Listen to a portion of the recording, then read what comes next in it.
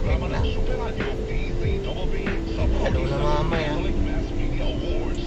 now, the CMA for Best News Commentary goes to Mera Temprano, the Super 100 DZWB 594 kHz GMA Network. Vero de Prado sa Super Radio DZWB Best News Commentary Program.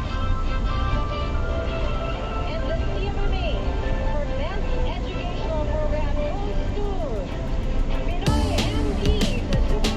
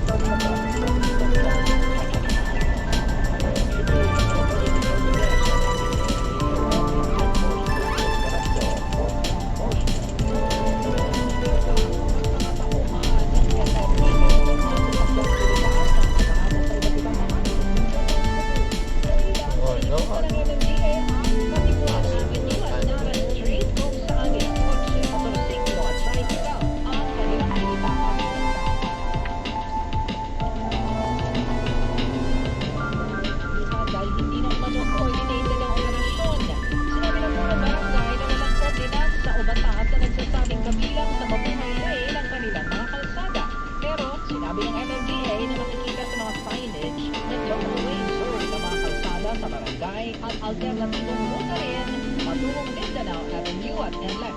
Pinapayagan lamang ito ang street parking kung papayagan ng mga pamahalaan at FMDA.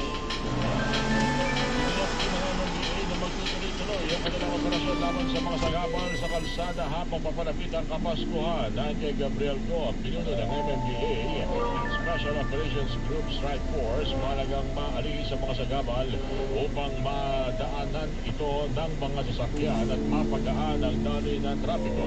Bukod sa mga pangunahing lansangan, sinusuyod na rin ng MMDA ang mga secondary road bakit ilarap ang tinatawag na mabuhay lanes. Babala ng MMDA tiyak na matitipitan ng mga hatak ang mga sasakyan na illegal na kaparada sa mga kalsada at bangketa. Super balita sa tanghali, nationwide! Muling ginikayat ng Department of Transportation ang publiko na samantalahin ang handog na 12-day o 12 araw na libreng sakay ng LRT-1, LRT-2 at MRT-3 ngayong Disyembre para sa iba't ibang sektor ng lipunan. Ayon sa DOTR, magsisimula ang libreng sakay sa December 14 hanggang December 25. Para sa December 14, may libreng sakay ang mga senior citizen. December 15, mga estudyante. December 16, mga overseas Filipino workers sa OFW at ang kanilang pamilya. December 17, ang mga guro at health workers. December 18, persons with disability o PWD at ang mga lalaking pasahero. December 19, government employees. December 20, mga babaeng pasahero. December 21, mga pamilya, kahit ilan ang miyembro. December 22, solo parents at miyembro ng LGBTQIA+. December 23, mga empleyado sa pribadong sektor at mga kasambahay. December 24, uniformed personnel, veterans at ang kanilang pamilya. At sa December 25, ang lahat ng commuter. Muli namang inihayag ng DOTR na ang nasabing hakbang ay bilang